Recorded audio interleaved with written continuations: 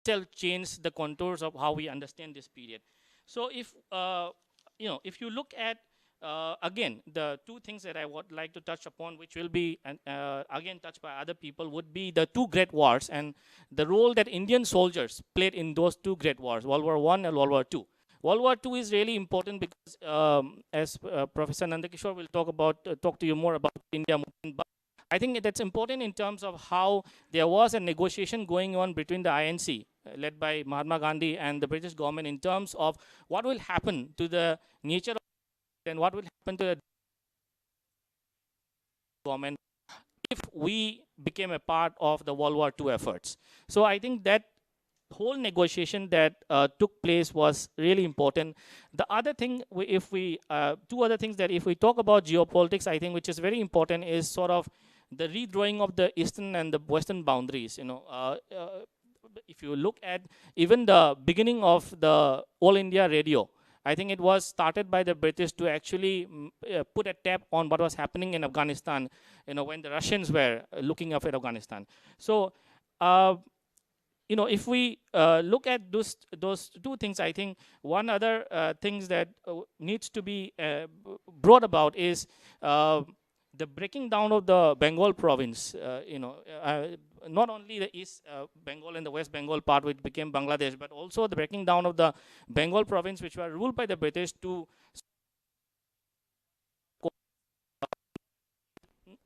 northeastern states.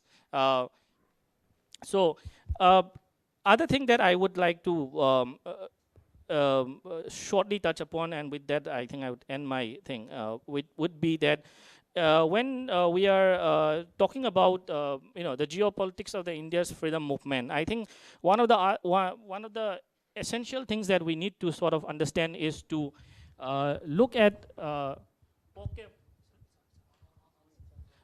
pockets of freedom struggles against the British that were happening in different parts of India. Definitely there was a national consciousness that was developed, I think. But the thing is, when you look at the vastness of the British Indian Empire at that point of time, and what has become of India from that, including the partition era, which is again one important marker of the division of the continent or the subcontinent into India and Pakistan, and later on you have Bangladesh. So all the South Asian politics that we are talking about, the dilemmas and the contradictions of South Asian politics and the problems of connecting South Asia economically or politically that we are talking about, has a genesis in how the British went from India, in what state India was left by British, and what are the kind of politics that went into building the India that we know now. And I think in that thing, I would end by saying that there is much more effort that needs to be put in order to connect the small stories of freedom movement that took place in different parts of India, including my own state of Manipur. So I think when we connect these stories, we will give a broader vision of what really happened in India, what really happened in India, in different parts of India, and that will give us a truer sense of really celebrating 70 odd years of India's independence, and how long we have come, and what are the efforts we still need to put in order to celebrate that independence and make India a great power in the geopolitics of the international system. Thank you. Thank you, Monish. I think you really did well. A lot of points you have brought out. Now I request my colleague, Professor Varadesh Hiregange, to say a few words.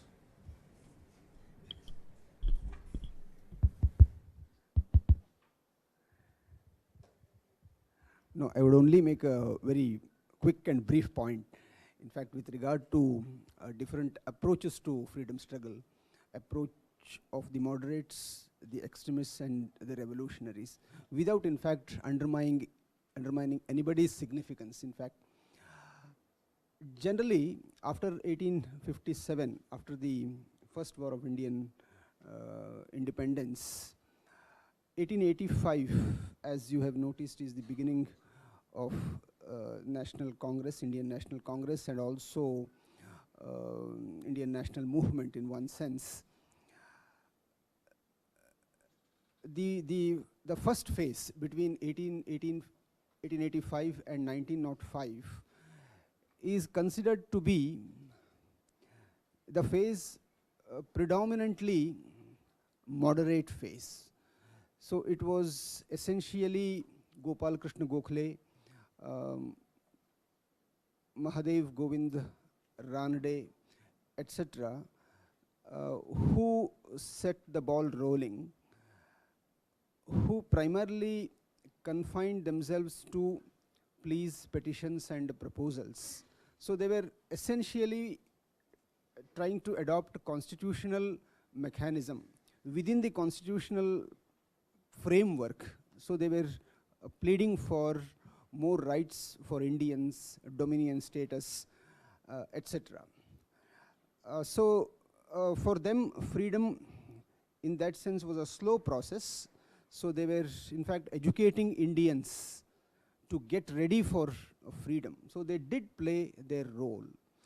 But after 1905, after the partition of Bengal, in fact, she also explained that, so how there was a division of opinion, and extremists came to the fore, led by Lal Bal and Pal. So they were not just happy with constitutional mechanism for freedom. So they were in fact going for protest, agitation, in fact violation of illegal law, let's say. So they were in that sense extremists, but they did not take to arms, and hence a revolution or revolutionaries were a separate stream. But they were also there between 1905 and 1920, so they were also active. Chandrasekhar Azad, Bhagat Singh, Rajguru, Surya Sen, even Savarkar for that matter. So they were all active during this phase. So they, many of them, they also believed even mere protest and agitation, they are not enough for Indian freedom. So we need to take up arms and fight the British. And of course, later also this line of thought continues in Subhash Chandra Bose. So that was the second phase between 1905 and 1920. But in 1920, after Jallianwala Bagh massacre in 1919, and later Tilak also passes away, and by that time Mohandas Karamchand Gandhi was also in India. He comes to India, as you know, in 1915. He returns to India from South Africa. So he was active in different struggles in Champaran, in Kheda Satyagraha, etc. So in 1920, so with the exit of Lokmanya Tilak, in fact, stage was also set for M.K. Gandhi. And the next phase was some kind of a, I would describe it as some kind of a non-violent revolutionary stage. Of course, there was Subhash Chandra Bose later also, but predominantly 1920, 1930, the Dandi March, and later Quit India movement, 1942. Of course, there were violent incidents, but the methodology was primarily of non-violent revolutionary struggle, because it was also advocating fundamental reforms. So the Gandhian struggle was not merely confined to chasing out the British in one sense. So that was only one part of his broader approach. So I mean, of course, there was Gandhiji, there was Nehru, there was Vallabhbhai Patel, many of them. But the approach was also liberating India from many other evils as well. It was not just freeing India from the British, but they also believed that India needs to be free from poverty, illiteracy, unemployment, all social evils. So there was also a socio-economic political agenda. In that sense, it was rather more comprehensive approach to freedom, and hence I would describe this as some kind of a non-violent revolutionary phase in Indian freedom struggle. And each stream, in fact, has contributed in its own way Without, in fact, undermining anybody's significance, I think we need to recognize these streams. Thank you.